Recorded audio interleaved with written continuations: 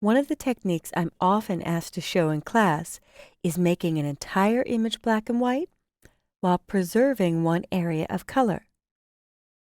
If I were to simply go to Image, Mode, Grayscale, and click Discard, it would permanently remove the beautiful blue, and that's what I want to pop in this photo.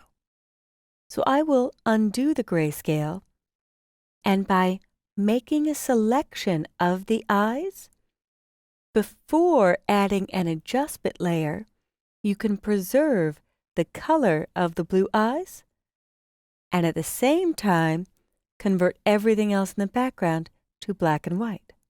So let's try that. Using my elliptical marquee tool, I'm going to select one eye. And I really only need to aim for the blue portion. In fact, it's difficult to see, so let's zoom in a bit. And I could pick up the selection area and move it. I could also do Select Transform Selection to adjust the size. That way you adjust just the marching ants. But I don't have to have this perfect. It's going to be on a mask, so I will be able to paint in changes if I don't make the perfect selection. In fact, I'm only going to do one eye to start, which will look a little wacky in the beginning, but it will illustrate the use of a layer mask and an adjustment layer at the same time. This is the eye I want to keep in color. So what I'll do is select the inverse, so now all of the background is selected. And I've been using Control- or Command- to zoom out, but everything inside these marching ants from the edge to the edge of the eye will be converted to black and white. In your Adjustments panel, in the second row is black and white, and one click will apply that as an adjustment layer. But see that tiny little black dot? That little black dot indicates this colored area is being protected. Black is blocking this effect on the whole image. And I actually love to show the power of this black and white. If I hide the layer, you can see I've got pink or magenta, some cyan, some yellow, some red. If I show it and move the reds, the shirt was in red, but the magenta or pink is also in the red family. And I really want to go for a special effect where every detail on the face really fades out so the eyes pop more. So I'm moving the reds a bit too far for that special effect. I'll take the yellows left and they get darker, but again I want a washed out look. I'm going to take the yellows right so it's like a blur or a glow on the skin. I'll play with the greens, and there's just a little movement in the shadows here in the greens. So I tend to go very far one direction or the other to see what I get. And you could use your own settings for this.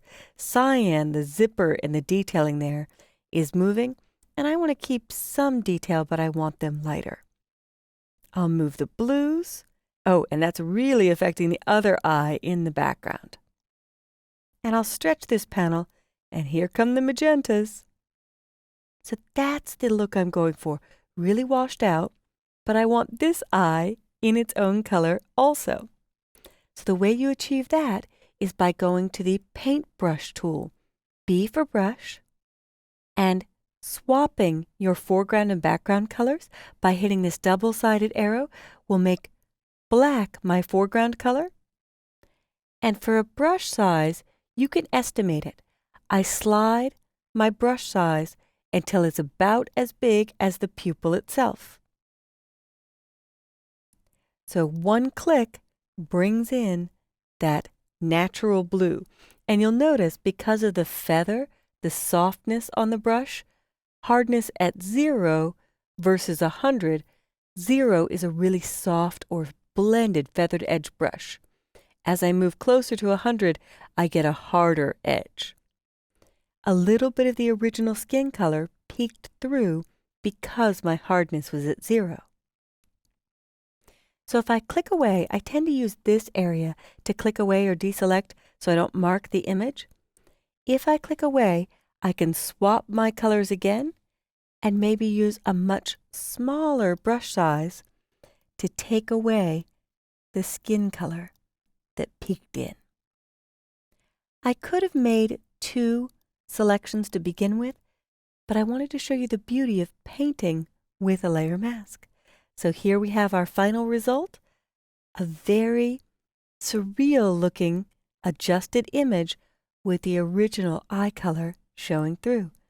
Everything in black and white except for one object by using a black and white adjustment layer and then painting on the layer mask with either black or white to reveal or hide. Now the last bonus trick on this is I can use a very large brush about the size of her cheeks with a hardness of 0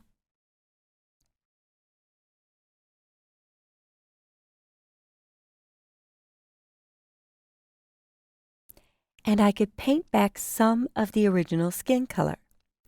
So I want to block the black and white. So I will swap to black. And I only want to paint back a very light amount. So I will set the opacity to 20%. And I will click and drag over the cheeks. I'll make my brush smaller for this side and click and drag over this cheek. And if I were to drag again, you would get 40%. It gets darker. But I think that's too much, so I'll undo it. But maybe for the mouth, I will try 30%. And I really try to get the mouth in one swipe because if you let go, it compounds the effect. So I'll dial this down so the brush is a good size to paint in the mouth. And it looks like we're adding lipstick, but we're just revealing the original lip color. And now we have a painted photo. So that was the last minute bonus on creating a really artistic effect, preserving the original eye color, and bringing back subtle percentages of the skin color for the cheek and the mouth color. Try this with one of your own family photos and see how it turns it into art.